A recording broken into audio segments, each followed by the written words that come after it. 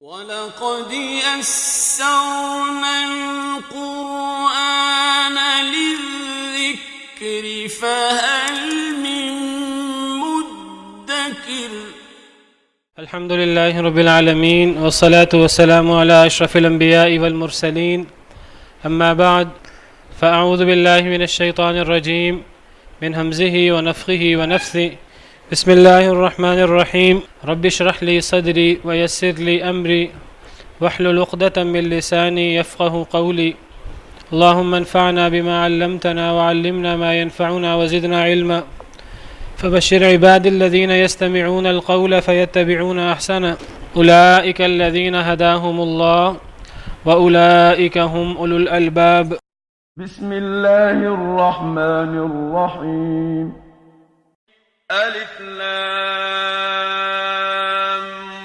ميم تلك آيات الكتاب الحكيم هدى ورحمة للمحسنين الذين يقيمون الصلاة ويؤتون الزكاة وهم بالآخرة هم يوقنون أولئك على هدى من ربهم وأولئك هم المفلحون الف لام میم تلک آیات الکتاب الحکیم الف لام میم حروف مقطعات میں سے ہے. حروف مقطعات اس طرح لکھتے ہیں مقطعات. تو مقطعات جو ہے یہ قطع سے ہے. قطع وہ حروف جن کو قطع کر کے کاٹ کے پڑھا جاتا ہے. قطع کا مطلب کیا ہوتا ہے؟ قطع کا مطلب کاٹنا، الگ الگ کرنا. وہ حروف جن کو اکٹھا نہیں پڑھا جاتا، ملا کر نہیں پڑھا جاتا، جس طرح یہ اگلی آیات کو اگلے حروف کو ملا کر پڑھا جا رہا ہے. یہ آگے تل کا ہے تو تل کا کو ہم تا، لام اور کاف نہیں پڑھ رہے، بلکہ ہم اس کو تل کا پڑھ رہے ہیں. یہ ہدن کو ہم ہا، دال اور یا نہیں پڑھ رہے، بلکہ ہم اس کو ملا کر ہدن پڑھ رہے ہیں. تو گویا کہ ہدن کو، تل کا کو اور یہ جو دیگر تمام الفاظ ہیں قرآن کریم کے، ہم ان کو کاٹ کر الگ الگ کر کے نہیں پڑھ رہے، بلکہ ہم انہیں ملا کر اکٹھا کر کے پڑھ رہے ہیں. لیکن ہم جس طرح باقی حروف کو ہم ملا کر پڑھتے ہیں، اس طرح ہم ان حروف کو، یہ جو بعض صورتوں کے شروع میں ہیں، ان کو ہم ملا کر نہیں پڑھتے. اگر ہم ملا کر پڑھیں تو اسے ہمیں علم یا اس طرح کر کے پڑھنا چاہیے، لیکن ہم اس کو علم کر کے نہیں پڑھتے، ہم اس کو الف الگ، لام الگ، میم الگ کر کے پڑھتے ہیں. تو گویا کہ ہم نے ان حروف کو قطع کر کے الگ الگ کر کے پڑھا، اس لیے انہیں کیا کہا جاتا ہے؟ حروف مقطعات. میم، قاف اور طا پہ زبر ہے. حروف مقطعات یعنی وہ حروف جن کو کاٹ کر الگ الگ کر کے پڑھا جاتا ہے. یہ حروف بعض صورتوں کے شروع میں کیوں آتے ہیں، ان حروف کا کیا معنی ہے، اس حوالے سے کئی دفعہ بات ہو گئی ہے. مختصر انداز میں صرف یاد دہانی کے لیے یہ دہرا دیتا ہوں کہ قرآن کریم جیسے کہ آپ کو پتہ ہے کہ ایک معجزہ ہے، اور بہت بڑا، سب سے بڑا معجزہ ہے. اللہ نے پچھلے انبیاء کرام علیہم السلام پر جتنے معجزے اتارے، وہ تمام معجزے ایک طرف، اور قرآن کریم کا معجزہ جو اللہ رب العالمین نے نبی کریم صلی اللہ علیہ وسلم پر اتارا، یہ سب سے بڑا معجزہ ہے. اور اس کی خوبی یہ بھی ہے کہ پچھلے تمام معجزے وہ انبیاء کرام علیہم السلام کی زندگی میں ہوتے تھے اور وقتی ہوتے تھے. کچھ دیر کے لیے معجزہ ہوا پھر ختم. زیادہ سے زیادہ بھی کوئی معجزہ ہے تو وہ کسی بھی نبی کا جو معجزہ ہے وہ اس کی زندگی کے ساتھ ہی ہے. نبی اللہ کے پاس چلے گئے، معجزہ بھی ختم. لیکن قرآن کریم ایسا ایک معجزہ خالدہ ہے، ہمیشہ رہنے والا معجزہ. جس طرح نبی کریم صلی اللہ علیہ وسلم خاتم النبیین ہے، آپ کی نبوت اور رسالت قیامت تک کے لیے ہے اور آپ کے بعد کسی نبی نے نہیں آنا. اسی طرح قرآن کریم بھی خاتم الکتب ہے، اس کے بعد کسی کتاب نے نہیں آنا. اور قرآن کریم جو معجزہ ہے، سب سے عظیم معجزہ ہے، اور یہ معجزہ خالدہ ہے، ہمیشہ رہنے والا معجزہ ہے. یہ ایک چیلنج ہے، اور یہ چیلنج صرف نبی کریم صلی اللہ علیہ وسلم کے زمانے میں کچھ عرصہ کے لیے، کچھ دنوں کے لیے، کچھ مہینوں کے لیے، کچھ سالوں کے لیے نہیں، آپ کی صرف زندگی تک نہیں تھا، بلکہ یہ تا قیامت چیلنج ہے۔ اللہ تعالیٰ نے سورہ بقرہ میں فرمایا تھا کہ وَإِن كُنتُمْ فِي رَيْبٍ مِّمَّا نَزَّلْنَا عَلَىٰ عَبْدِنَا، سورہ بقرہ آیت نمبر 23، اگر تمہیں شک ہے اس بارے میں جو ہم نے نازل کیا اپنے بندے پر، یعنی نبی کریم صلی اللہ علیہ وسلم پر جو ہم نے قرآن نازل کیا، اگر تمہیں اس کے بارے میں شک ہے کہ یہ اللہ کی طرف سے نہیں ہے، یہ نبی صلی اللہ علیہ وسلم نے خود بنا لیا ہے، خود گھڑ لیا ہے اپنی طرف سے، اگر اس قرآن کو کوئی انسان گھڑ سکتا ہے فَأْتُوا بِسُورَةٍ مِّن مِّثْلِهِ، تو پھر تم سب مل جاؤ اور تم سب مل کر اس جیسی ایک صورت بنا کے لے آؤ۔ تو ایک چیلنج ہے، ایک تحدی، ایک معجزہ ہے۔ اللہ نے فرمایا اگر تم کہتے ہو یہ اللہ کی طرف سے نہیں ہے، نبی کریم صلی اللہ علیہ وسلم اس کو خود اپنی طرف سے گھڑ لاتے ہیں، اگر کوئی انسان اسے گھڑ سکتا ہے تو تم بھی عرب ہو، تم بھی عربی زبان کے ماہر ہو، تمہیں اپنی عربی کا بڑا ذام ہے، تو تم سب مل کر اس قرآن جیسی ایک صورت بنا کر لے آؤ۔ صرف تم نہیں، وَادْعُوا شُهَدَاءَكُم مِّن دُونِ اللَّهِ، اور اپنے ساتھ اپنے گواہوں کو بھی، اپنے ساتھ اپنے شریکوں کو بھی، اپنے لات منات عزا اور جتنے تم نے معبود بنائے ہیں انہیں بھی اپنے ساتھ مدد کے لیے پکار لو، من دون اللہ، اللہ کے علاوہ، ان کنتم صادقین، اگر تم سچے ہو، اگر تم سچے ہو کہ یہ اللہ کی کلام نہیں ہے، اگر یہ انسانی کلام ہے، تمہارا دعویٰ یہ ہے، اگر تم اپنے دعوے میں سچے ہو تو اس جیسی ایک صورت بنا کر لے آؤ۔ فرمایا فَإِن لَّمْ تَفْعَلُوا، اگر تم نے یہ کام نہ کیا زمانہ ماضی میں اس سے پہلے، وَلَن تَفْعَلُوا، اور ہرگز نہیں کر سکو گے، یعنی زمانہ مستقبل میں، لن جو ہے یہ مستقبل فیوچر کے لیے آتا ہے، اگر تم نے یہ کام نہ کیا ابھی تک، یہ چیلنج قرآن کریم میں، یہ مدنی صورت ہے، یہ چیلنج قرآن کریم کی مکی صورتوں میں بھی دیا جاتا رہا۔ پہلے قرآن جیسی کتاب اتارنے کا چیلنج تھا، پھر 10 صورتیں اتارنے کا چیلنج تھا مکی صورتوں میں، پھر یہ مدنی صورت ہے، اس میں پھر ایک صورت کا چیلنج دیا گیا۔ ایک صورت میں چھوٹی سے چھوٹی صورت قرآن کریم کی 3 آیتوں کی ہے، 1-1.5 لائن کی، تم اس جیسی ایک صورت قرآن جیسی بنا کر لے آؤ۔ اگر تم بنا کے لے آئے تو گویا کہ تم اپنے دعوے میں سچے ہو کہ اللہ کی کلام نہیں ہے۔ اگر تم نہ بنا سکے، نہ تم نے ابھی تک بنایا ہے، مکی صورتوں میں یہ چیلنج ہوتا رہا ہے، اب مدنی صورتیں اتر رہی ہیں، اب نبی صلی اللہ علیہ وسلم ہجرت کر چکے ہیں مدینہ کی طرف، ابھی تک تم نے یہ کام نہیں کیا، تم نے یہ چیلنج پورا نہیں کیا، وَلَن تَفْعَلُوا، اور ہرگز نہیں پورا کر سکو گے۔ لن مستقبل کے لیے آتا ہے، مستقبل قریب کے لیے، بعید کے لیے، ہمیشہ کے لیے آتا ہے، یعنی تم قیامت تک یہ کام نہیں کر سکو گے۔ اللہ نے اسی وقت بتا دیا، آج سے 1500 سال پہلے، اور واقعی بڑے لوگوں نے کوشش کی، قرآن کریم کو جھٹلانے کی کوشش کی، قرآن کریم کو جھوٹا ثابت کرنے کے لیے بڑی ٹکریں ماری انہوں نے، لیکن اللہ نے پہلے ہی فرما دیا تھا کہ نہ تم اس کو آج تک کر سکے ہو، نہ اس کو قیامت تک کر سکو گے۔ فَاتَّقُوا النَّارَ الَّتِي وَقُودُهَا النَّاسُ وَالْحِجَارَةُ، تو اس آگ سے ڈر جاؤ جس کا ایندھن لوگ اور پتھر ہیں، وَعِدَّتْ لِلْكَافِرِينَ، جو کافروں کے لیے تیار کی گئی ہے۔ کیا مطلب؟ تم اس کو ابھی تک نہیں کر سکے اس چیلنج کو پورا، اور نہ تم قیامت تک کر سکو گے، تو پھر تم قرآن کو اللہ کی کلام مان لو، اور اللہ کی کلام مان کر اس پہ عمل کرو، اس پر ایمان لاؤ، نبی کریم صلی اللہ علیہ وسلم جو صاحب قرآن ہیں ان پر ایمان لاؤ، اور اپنی دنیا اور آخرت کی اصلاح کر لو۔ اگر نہیں کرو گے تو پھر وَلِعِیاذُ بِاللہ تم جہنم کے مستحق ہوگے۔ تو گویا کہ اس آیت کریمہ سے پتہ لگا کہ یہ ایک ایسا معجزہ ہے جو رہتی دنیا تک کے لیے، قیامت تک کے لیے یہ معجزہ ہے۔ تو قرآن کریم جو کہ معجزہ خالدہ ہے، اور قرآن کریم میں جو اعجاز ہے وہ قرآن کریم کی فصاحت و بلاغت، عربی زبان میں جو گہرائی اور جو مختلف علوم ہے اس کے، علم بیان، علم بدیع اور دیگر بہت سارے سینکڑوں ہزاروں علوم اس کے اندر موجود ہیں۔ جتنی گہرائی، جتنی فصاحت و بلاغت قرآن کے اندر ہے، عرب لوگوں کو بھی بڑا دعویٰ تھا کہ ہم سے بڑا فصیح بلیغ کوئی نہیں ہے، تو اللہ نے فرمایا کہ اگر تم اتنے ہی فصیح بلیغ ہو، اللہ تعالیٰ کا ایک عام انداز ہے کہ اللہ تعالیٰ ایسا معجزہ بھیجتے ہیں جس چیز میں اس زمانے کے لوگ اپنی ترقی اور اپنے انتہا تک پہنچ چکے ہوں۔ تو عرب لوگ عربی زبان کی فصاحت و بلاغت میں بہت آگے تھے۔ اللہ نے فرمایا کہ اگر تمہاری عربی اتنی ہی اچھی ہے تو تم قرآن جیسی کلام بنا کر لاؤ۔ تو کچھ صورتوں کے شروع میں اللہ نے کچھ ایسے الفاظ اللہ لے آئے جو الفاظ اسی عربی میں سے ہیں، اسی الفابیٹس، وہی حروف تہجی ہیں جن کے مرکب سے عربی الفاظ بنتے ہیں۔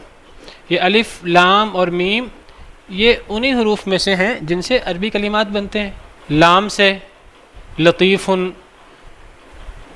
اللہ، علیم اور بہت سارے کلمات بنتے ہیں۔ میم سے بہت سارے کلمات بنتے ہیں، محمد، مالک اور بہت سارے کلمات بنتے ہیں۔ الف بہت سارے کلمات میں آتا ہے عربی کے، قال، جاء اور بہت سارے کلمات میں الف آتا ہے۔ تو یہ وہ کلمات، وہ الفاظ ہیں، یہ الف لام میم حروف مقطعات اور جو قرآن کریم میں دیگر حروف مقطعات آئے ہیں، الف لام میم ہو، الف لام را ہو، نون ہو، صاد ہو، قاف ہو، کاف ہا یا عین صاد ہو، عین سین قاف ہو، یہ جو مختلف قسم کے حروف مقطعات ہیں یہ اسی حروف تہجی میں سے ہیں جن کو جوڑ کر عربی زبان بنتی ہے۔ اور تمہیں عربی زبان کا اتنا دعویٰ ہے کہ تم اپنے سے علاوہ سب کو گنگا سمجھتے ہو۔ عرب لوگ، ان کو اپنے دور میں عربی زبان کا اتنا انہیں فخر تھا کہ وہ باقی سب کو عجم کہتے تھے، اور عجم کا لفظی مطلب عربی زبان میں گنگا ہوتا ہے، یعنی وہ سمجھتے تھے کہ باقی لوگ وہ بول ہی نہیں سکتے، حالانکہ وہ عربی کے علاوہ دیگر زبانیں بولتے تھے اور اپنے دور کی سپر پاور تھے، لیکن اللہ رب العالمین عرب لوگ جو ہیں وہ ان کو عجمی اور گنگا کہتے تھے۔ اللہ نے فرمایا اگر تم اتنے ہی جو ہے وہ عربی زبان کے ماہر ہو، ٹھیک ہے، تمہاری عربی دنیاوی اعتبار سے بڑی ترقی پر ہے، تو اللہ نے عربی زبان میں قرآن اتارا اور اللہ نے فرمایا کہ اگر تم اتنے ہی عربی کے ماہر ہو تو پھر اس جیسی ایک صورت بنا کے لے آؤ۔ اور اللہ رب العالمین نے بعض صورتوں کے شروع میں حروف مقطعات استعمال کیے اور چیلنج کیا کہ تمہیں بڑا عربی زبان کا غرہ ہے تو ذرا ان حروف کا معنی کر کے دکھاؤ، ان حروف کا ذرا معنی کر کے دکھاؤ۔ جس طرح قرآن کریم معجزہ ہے، اس طرح ان حروف کو سمجھنا بھی عربوں کے لیے ایک معجزہ تھا۔ اللہ نے ان حروف کا معنی نہیں اتارا، اللہ نے ان حروف کا معنی نبی کریم صلی اللہ علیہ وسلم کو نہیں بتایا، نہ ہی نبی کریم صلی اللہ علیہ وسلم نے آگے امت کو بتایا۔ تو اس لیے ان حروف کے بارے میں ہم یہی کہتے ہیں اللہ اعلم بمرادہ، ان کا معنی اللہ کو ہی علم ہے، اللہ کے علاوہ ان کا معنی کسی کو علم نہیں ہے۔ اور ہمیں کوشش بھی نہیں کرنی چاہیے کہ ہم ان کا معنی کرنے کی کوشش کریں، ہم ان کا معنی کریں، ہمیں کیا پتہ کہ اللہ کی وہ مراد ہے کہ نہیں۔ بعض لوگ الف کا معنی اللہ کرتے ہیں، لام کا معنی جبریل کرتے ہیں، میم کا معنی محمد کرتے ہیں، تو اس قسم کا معنی میں سمجھتا ہوں نہیں کرنے کی کوشش کرنی چاہیے۔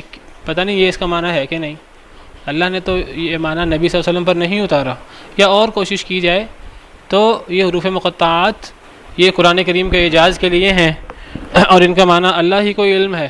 اور یہ چیلنج ہے عرب لوگوں کو کہ تم عربی کے اتنے ماہر ہو تو ذرا ان الفاظ کا معنی کر کے دکھاؤ۔ اسی لیے ان حروف کے بعد اگر آپ غور کریں تو ان حروف کے بعد اکثر یا قرآن کا ذکر ہوتا ہے، اللہ کی آیات، قرآن کی آیات کا ذکر ہوتا ہے، کتاب کا ذکر ہوتا ہے، وحی کا ذکر ہوتا ہے۔ الف لام میم ذالک الکتاب لا ریب فیہ، کتاب کا ذکر ہے۔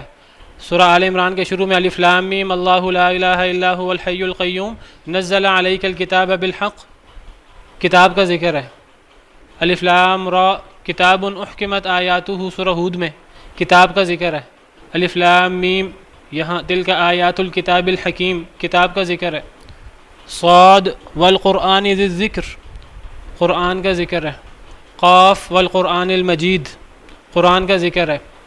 یاسین والقرآن الحکیم، طٰہٰ ما انزلنا علیک القرآن لتشقی، یہ جتنے بھی آپ حروف مقطعات لیں اکثر کے بعد وحی کا، کتاب کا، قرآن کا، آیات کا ذکر ہے، جس سے پتہ لگتا ہے یہ اصل میں حروف مقطعات چیلنج کے لیے آئے ہیں۔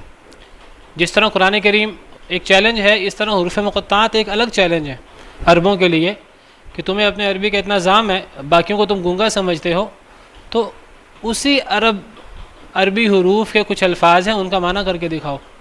اگر تم سمجھتے ہو کہ تم اتنا ہی عربی جانتے ہو اور تم سمجھتے ہو کہ یہ اللہ کی طرف سے نہیں ہے، یا تو مان لو کہ اللہ کی طرف سے ہے، ہم اس کا معنی نہیں کر سکتے۔ مسلمانوں کو یہ چیلنج اس لیے نہیں ہے، مسلمان اس کو اللہ کی کلام سمجھتے ہیں، مسلمان عاجز سمجھتے ہیں اپنے آپ کو۔ جو قرآن کو اللہ کی کلام نہیں سمجھتا، جو قرآن کو انسانی کلام سمجھتا ہے، اس کے لیے یہ چیلنج ہے۔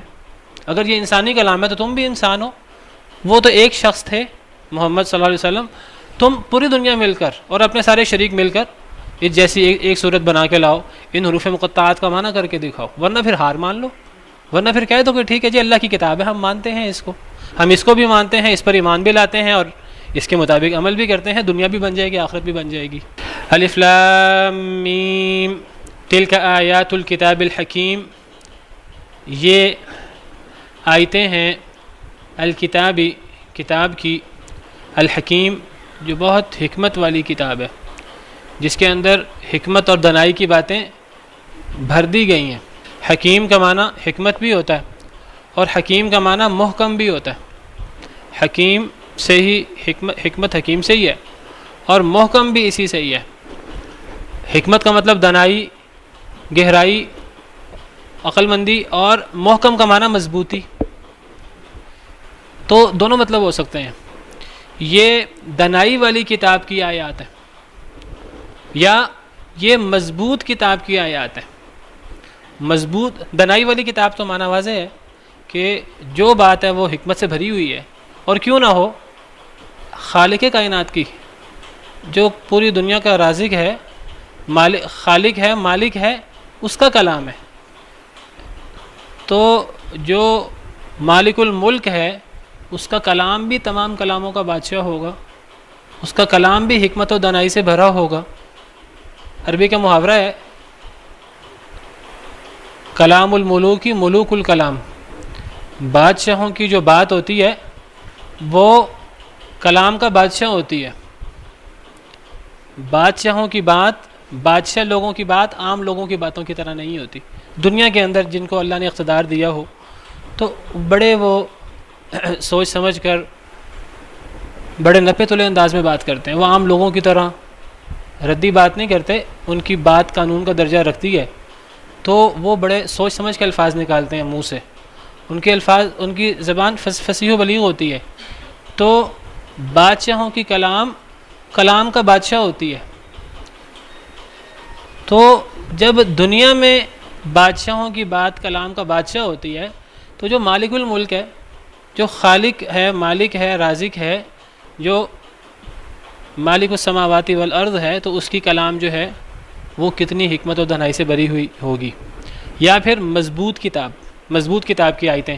مضبوط کتاب کا مطلب جو یعنی وہ کتاب جو اپنے معنی میں بہت محکم اور بہت مضبوط ہے، جو اپنا معنی دینے میں بہت مضبوط ہے، جس کا معنی بہت ہی واضح ہے، جی لا ریب بھی، اور یعنی جس کا معنی بہت واضح ہے، اپنا مفہوم بیان کرنے میں محتاج نہیں ہے۔ وہ یہ نہیں کہ اس کی باتیں سمجھ میں نہیں آئیں گی، اس کی باتیں جو ہیں وہ یہ اپنا مفہوم ادا کرنے میں بہت واضح ہے اور اس کے احکام بہت واضح ہیں۔ یہ بڑی محکم کتاب کی آیات ہیں۔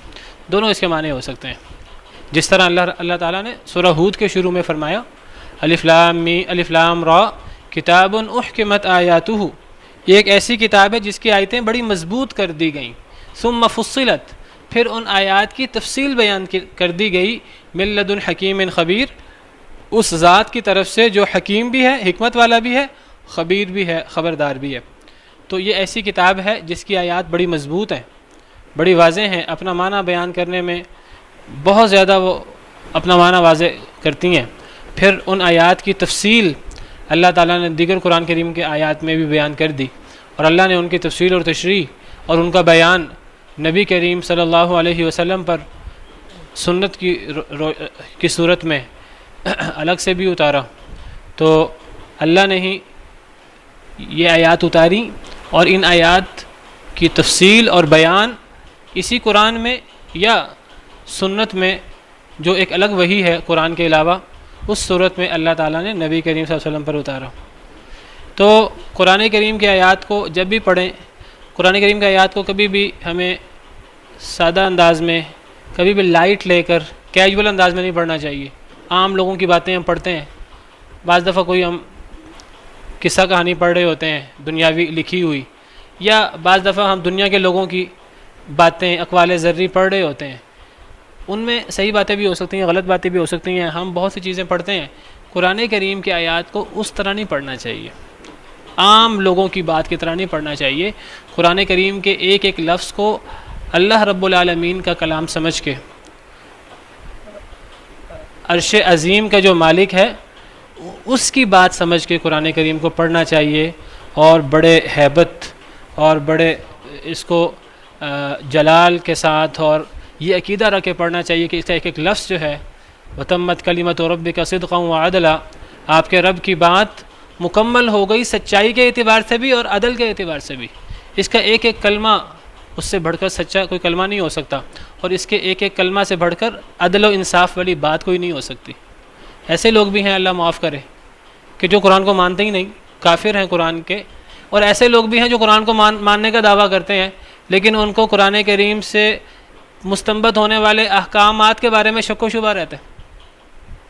ان کو پتہ ہے کہ یہ بات قرآن میں موجود ہے، لیکن کبھی کہتے ہیں جی یہ 1500 سال پرانی بات ہے، اب تو نیا دور آ گیا ہے، اب قرآن کے احکام پتہ نہیں آج کے لیے کافی ہیں کہ نہیں. اللہ کہتے ہیں کہ قرآن کریم کا ایک ایک کلمہ وتمت کلمۃ ربک صدقا وعدلا، سب سے سچا اور سب سے زیادہ عدل والا.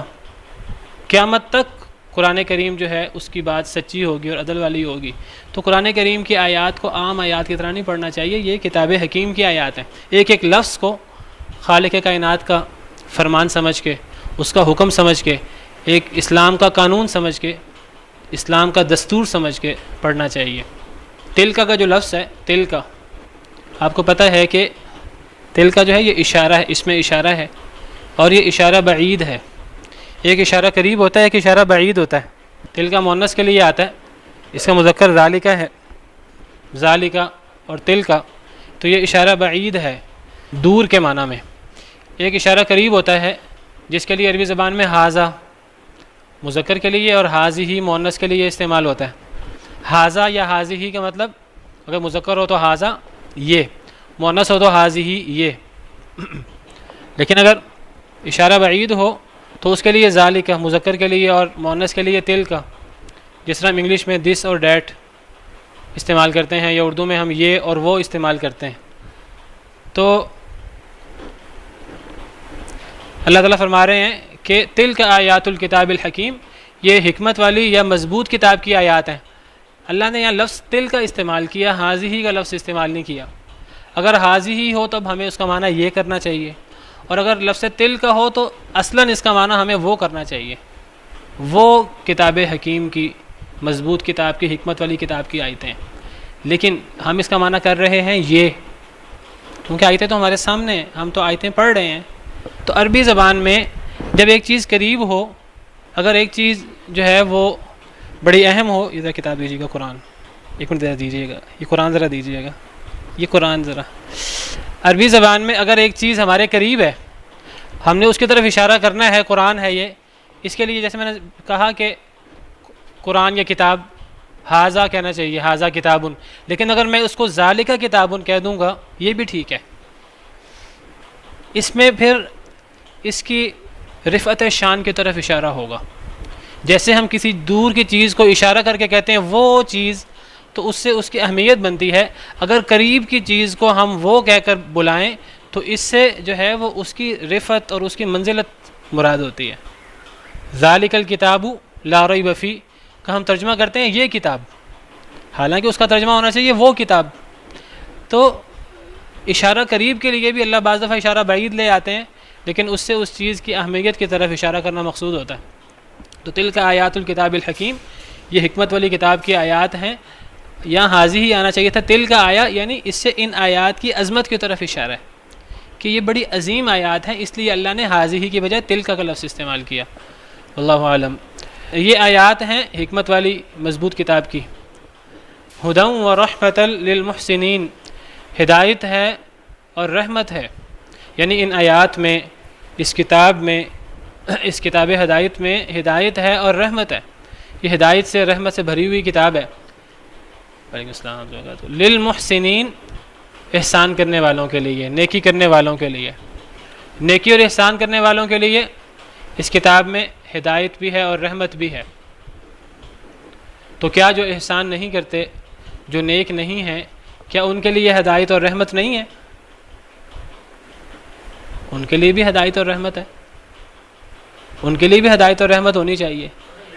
جب اللہ رب العالمین ہے اور ہر چیز کے خالق مالک ہیں، اللہ کی کلام بھی سب کے فائدے کے لیے ہونی چاہیے اور ہے.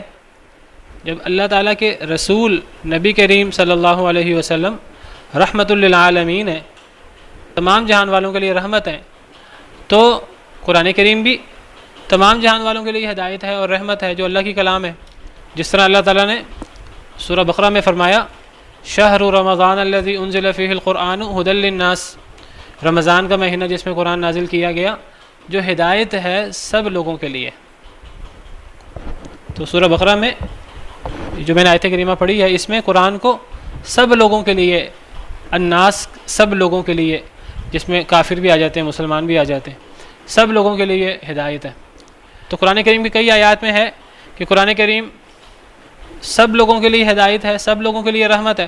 اور قرآن کریم کی بعض آیات میں ہے کہ قرآن کریم ہدایت ہے اور رحمت ہے احسان کرنے والوں کے لیے، تقوی والوں کے لیے، ایمان والوں کے لیے. ھدی للمؤمنین کے الفاظ بھی ہیں، ھدی للمحسنین کے الفاظ بھی ہیں، ھدی للمتقین کے الفاظ بھی ہیں. سورہ بقرہ کے شروع میں الف لام میم ذالک الکتاب لا ریب فیہ ھدی للمتقین. تو اس کا معنی یہ ہوا کہ قرآن کریم اگر کوئی بندہ ہدایت لینا چاہے، ایک مسلمان ہدایت لینا چاہے، ایک کافر قرآن کریم کو پڑھنا چاہے کہ جی میں دیکھوں کہ یہ اللہ کی کلام ہے کہ نہیں، میں دیکھوں کہ یہ کلام جو ہے یہ صحیح ہے کہ نہیں. اگر ایک بندہ نیوٹرل ہو کر تعصب کے بغیر قرآن کریم کو پڑھے، غور کرنے کے لیے، سمجھنے کے لیے، تو یہ کتاب اسے بھی ہدایت دے گی، یہ اس کے لیے بھی ہدایت ہے.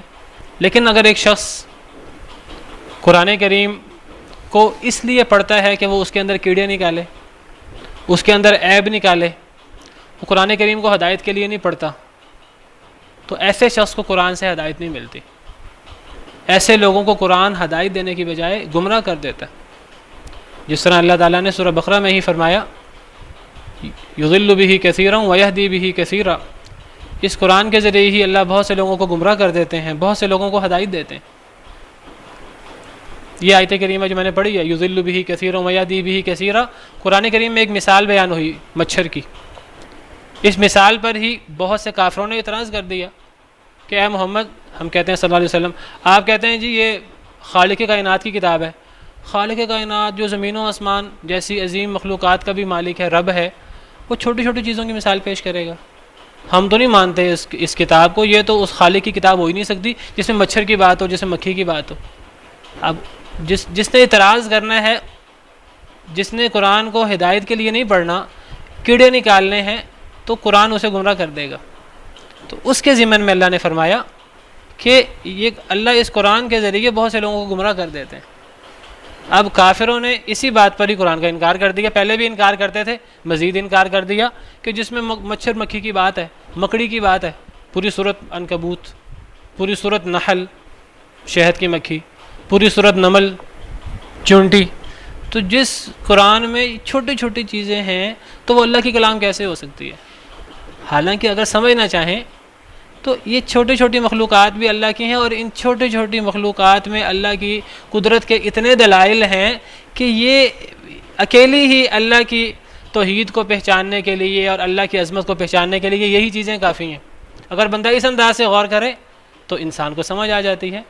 اللہ تعالیٰ بڑی سے بڑی مخلوق بھی پیدا کر سکتے ہیں اور چھوٹی سے چھوٹی مخلوق بھی پیدا کر سکتے ہیں. اور جو بڑے بڑے نظام اللہ نے بڑی مخلوقات میں رکھے ہیں، انسانوں میں رکھے ہیں، پورا نظام ہے، نظام تنفس ہے، نظام انہضام ہے، وہ جو نئے سرے سے تناسل اور توالد کا سسٹم ہے، اور کتنے سسٹم ہیں ہمارے جسم کے اندر. یہ تمام سسٹم جو ہیں وہ چھوٹی سے چھوٹی چونٹی کے اندر بھی موجود ہیں. یہ تمام سسٹم جو ہیں وہ مکھی کے اندر بھی موجود ہیں، مکڑی کے اندر بھی موجود ہیں. اب وہ اتنی چھوٹی ہے، اس کے اندر کہاں دل ہوگا، کہاں اس کے اندر جو ہے وہ پھیپھڑے ہوں گے، کہاں اس کے اندر جو ہے وہ چیزیں ہوں گی، لیکن یہ سب چیزیں اس کے اندر بھی موجود ہیں. اس انداز سے دیکھیں تو اللہ کی قدرت، اللہ کی عظمت کا پتہ لگتا ہے. اور یہ چونٹی کوئی سب سے چھوٹی مخلوق نہیں ہے، اسے بھی بڑے چھوٹے چھوٹی مخلوقات ہیں. جراثیم ہیں، جراثیم بھی پھر بیکٹیریا اور وائرس. تو یہ اللہ کی عظمت کی بات ہے. لیکن جس کو نہیں سمجھ آنی تو وہ گمراہ ہوتا ہے اس کو پڑھ کر. جس کو اللہ نے ہدایت دینی ہو وہ اس کو پڑھ کر اسے مزید ہدایت ملتی ہے. تو کہنے کا مطلب یہ ہے کہ کوئی بندہ اگر قرآن سے ہدایت حاصل کرنے کے لیے اس طور قرآن کو پڑھے کہ میں دیکھوں کہ یہ صحیح ہے کہ غلط، اگر اس میں اچھی باتیں مجھے ملیں گی تو میں اس کو مان لوں گا، غور کرنے کے لیے پڑھے، اس کو ہدایت مل جائے گی. لیکن اگر ایک بندہ اعتراض کے نقطہ نظر سے پڑھے گا، کیڑے نکالنے کے لیے پڑھے گا تو وہ گمراہی ہوگا قرآن کو پڑھ کے۔ تو اس معنی میں فرمایا کہ اصلاً تو قرآن جو ہے وہ سب کے لیے ہدایت ہے، لیکن ہدایت حاصل کون کرتے ہیں؟ ہدایت اس سے محسن ہی حاصل کر پاتے ہیں، احسان کرنے والے نیک لوگ، مسلمان، متقی، مومن لوگ ہی ہدایت حاصل کر پاتے ہیں، ورنہ ہدایت سب کے لیے ہے، لیکن ہدایت حاصل کون کرتے ہیں؟ وہ صرف اس قسم کے نیک لوگ ہدایت حاصل کرتے ہیں۔ جی جی، یہ آپ سمجھ لیجئے، یہ مطلب نہیں ہے کہ جو کافر نہیں ہے، آپ دیکھیں قرآن سے کافر لوگوں نے ہدایت پائی، کافر لوگ قرآن کو سن کر مسلمان ہوئے، یعنی وہ شروع میں کافر تھے لیکن انہوں نے قرآن کو اس لیے سنا کہ ہم غور کرتے ہیں ممکن ہے صحیح ہو، اللہ نے انہیں ہدایت دے دی۔ تو جو نتیجے کے اعتبار سے جو محسن ہے، جو مومن ہے، جو متقی ہے، چاہے وہ پہلے کافر ہی ہو، اسے بھی ہدایت ملے گی، جو بعد میں قرآن سن کر ہدایت پا کر محسن بن جائے گا، متقی بن جائے گا، مومن بن جائے گا۔ تو قرآن سب کے لیے ہدایت ہے، کوئی ہدایت حاصل کرنا چاہے تو، جس طرح ہم نے کل ہی پڑھا، پچھلے لیکچر میں سورہ روم میں ہم نے کل پڑھا کہ اب ایک شخص مردہ ہے، ایک شخص بہرا ہے، اور بہرا ہونے کے ساتھ ساتھ اس کا منہ بھی الٹی طرف ہے اور وہ دوڑا جا رہا ہے، نبی صلی اللہ علیہ وسلم سے نفرت سے نعوذ باللہ دوڑا جا رہا ہے۔ ایک شخص دعوت دینا چاہتا ہے کسی کو، وہ دعوت سنتا نہیں ہے، قرآن سنتا نہیں ہے بھی بہرا، اپنے کانوں کا استعمال نہیں کرتا، دل کا استعمال نہیں کرتا غور و فکر کرنے کے لیے، اور منہ بھی موڑا ہوا ہے، اور صرف منہ موڑا نہیں ہوا، وہ منہ موڑ کر بھاگا بھی جا رہا ہے۔ تو ایسے شخص کو کون کیسے ہدایت دے سکتا ہے؟ جیسے ہم نے سورہ روم میں فَإِنَّكَ لَا تُسْمِعُ الْمَوْتَى وَلَا تُسْمِعُ الصُّمَّ الدُّعَاءَ إِذَا وَلَّوْا مُدْبِرِينَ، ہم نے سورہ روم آیت نمبر 52 میں کل پڑھا۔ اسی معنی میں یہاں فرمایا ہدیٰ وَرَحْمَةً لِّلْمُحْسِنِينَ، یہ قرآن کریم میں ہدایت اور رحمت ہے ان لوگوں کے لیے جو احسان کرتے ہیں، جو نیکی کرتے ہیں۔ اذان ہونے والی ہے، باقی اذان کے بعد پڑھ لیتے ہیں۔ ہدیٰ وَرَحْمَةً لِّلْمُحْسِنِينَ، ہدایت ہے اور رحمت ہے للمحسنین، احسان کرنے والوں کے لیے، نیکی کرنے والوں کے لیے۔ الذین یقیمون الصلاۃ، وہ لوگ جو نماز قائم کرتے ہیں۔ محسنین لوگ کون ہیں؟ محسنین لوگوں کی وضاحت ہو رہی ہے۔ محسن لوگ وہ ہیں جو نماز قائم کرتے ہیں، نماز پڑھتے نہیں، پڑھنے کا ذکر نہیں ہے، یؤدون نہیں ہے، یقیمون جو نماز قائم کرتے ہیں۔ نماز کے قائم کرنے میں نماز کے تمام فرائض، واجبات، سنن، اہمیت کے ساتھ نماز کو وقت دینا، نماز کے لیے وقت نکال کر نماز کو دل جمی کے ساتھ ادا کرنا، یہ تمام چیزیں یقیمون الصلاۃ میں آتی ہیں۔ وہ لوگ جو نماز قائم کرتے ہیں، ویؤتون الزکوٰۃ، اور زکوٰۃ ادا کرتے ہیں، وہم بالآخرۃ، اور وہ جو بالآخرۃ، آخرت کے ساتھ، ہم یوقنون، جو یقین رکھتے ہیں۔ تو محسن لوگوں کی وضاحت کرتے ہوئے فرمایا محسن لوگ وہ ہیں جو نماز کو پوری طرح قائم کرتے ہیں، جو زکوٰۃ ادا کرتے ہیں، اور جو آخرت پر جو یقین رکھتے ہیں۔ محسن کا مطلب نیک، نیک ہر وہ شخص ہے جو اللہ کے ہر حکم پر عمل کرتا ہے، اور اللہ نے جن چیزوں کا حکم دیا ہمیں، ان میں صرف نماز، زکوٰۃ اور آخرت پر ایمان نہیں ہے، ان میں ان کے علاوہ بھی بہت سی چیزیں ہیں۔ تو محسن در حقیقت ہر اللہ کے حکم پر عمل کرنے والا، اللہ کے ہر منع کردہ چیز سے رکنے والا، وہ محسن ہے۔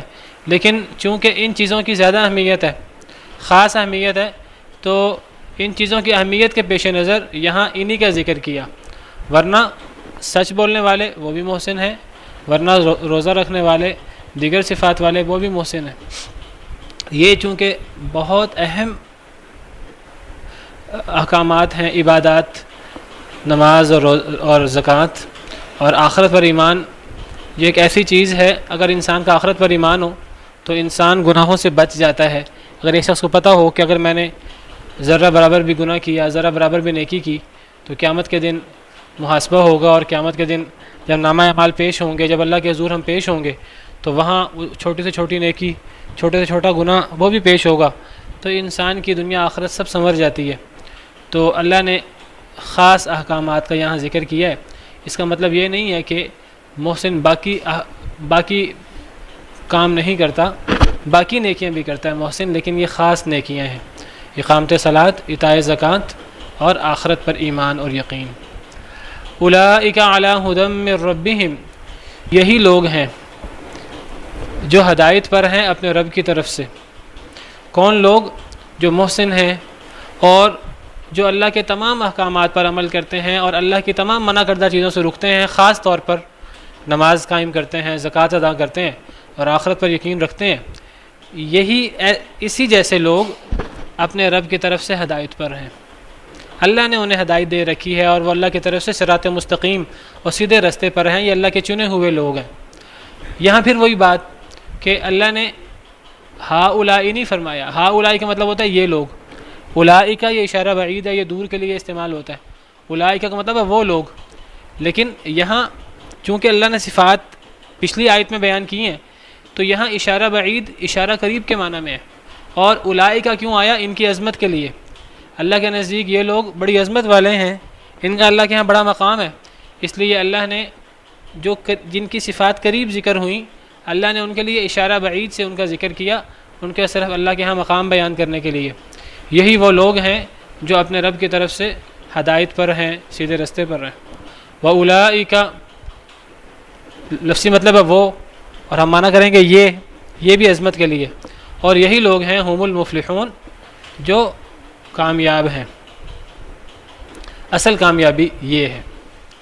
ہم دنیا کے اندر آج کامیابی اور ناکامی کا مفہوم بدل گیا ہے، یا ہم نے شعوری یا لا شعوری طور پر مفہوم بدل دیا ہے، یا ہم نے خود بدل دیا ہے، یا غیروں کے پیچھے لگ کر ہم فلاح اور کامیابی کے مفہوم کو بھول چکے ہیں۔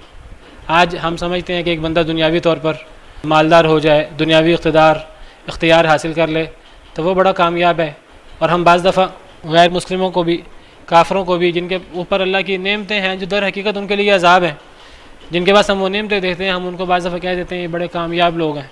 اصل کامیابی کیا ہے؟ اصل کامیابی یہ ہے جس کا پیچھے ذکر ہوا، نیکی کرنا، نماز قائم کرنا، زکوٰۃ ادا کرنا، آخرت پر یقین کرنا۔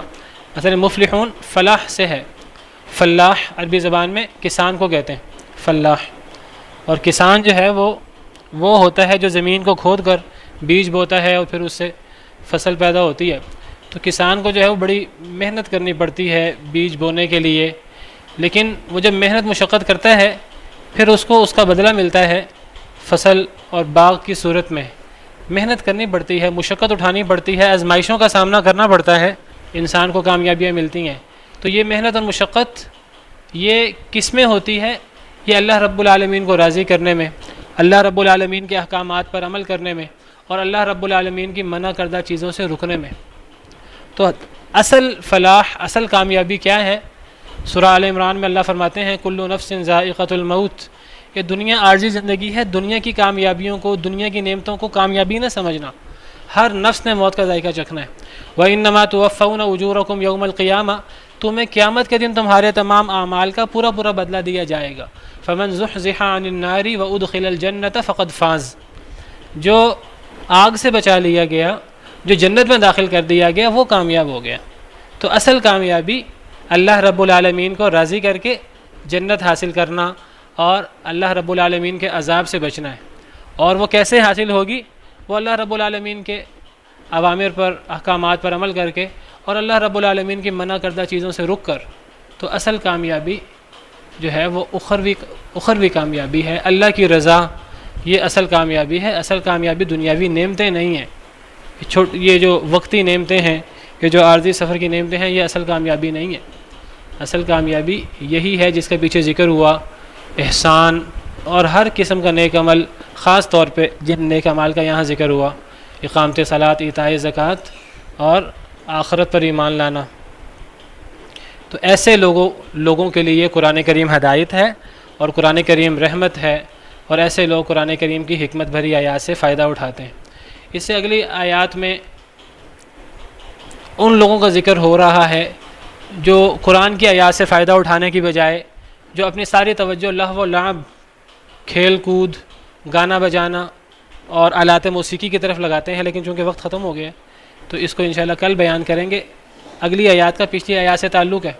دو قسم کے لوگ ہیں، ایک وہ لوگ ہیں جو اللہ کے احکامات پر عمل کرتے ہیں، جن کا سارا تعلق اللہ کے قرآن سے، اللہ کی آیات سے ہوتا ہے، جو اللہ کی آیات سنتے ہیں، ان پہ غور کرتے ہیں، ان پر عمل کرتے ہیں، جو قرآن سنتے ہیں، جو ذکر اذکار کرتے ہیں، اور جن کے دلوں کو قرآن پڑھ کے اللہ کا ذکر کر کے سکون ملتا ہے. الذین آمنوا وتطمئن قلوبهم بذکر اللہ، جو لوگ ایمان لاتے ہیں اور ان کے دل اللہ کے ذکر سے مطمئن ہو جاتے ہیں. الا بذکر اللہ تطمئن القلوب، خبردار اللہ کے ذکر سے ہی دلوں کو اطمینان نصیب ہو سکتا ہے. ایک تو یہ لوگ ہیں، یہ جو اصحاب الیمین ہیں، اور ایک وہ لوگ ہیں جو ساری توجہ اپنی لہو و لعب، کھیل کود، گانا بجانا، آلات موسیقی کی طرف رکھتے ہیں. اور شیطان نے ان کو یہ دھوکہ دیا ہوا کہ وہ سمجھتے ہیں کہ انہی میں روح کا سکون ہے، سارا روح کا سکون انہی میں ہے، اور وہ دعوے کرتے ہیں جی موسیقی روح کی غذا ہے، یہ گانا بجانا اور یہ چیزیں. تو اللہ نے ان آیات میں انہی دو چیزوں کا تقابل کیا ہے. جن لوگوں کے لیے گانا بجانا اور یہ سب چیزیں روح کی غذا ہیں، وہ کون لوگ ہیں اور ان کا اللہ کے ہاں کیا مقام ہے اور کیا انجام ہے.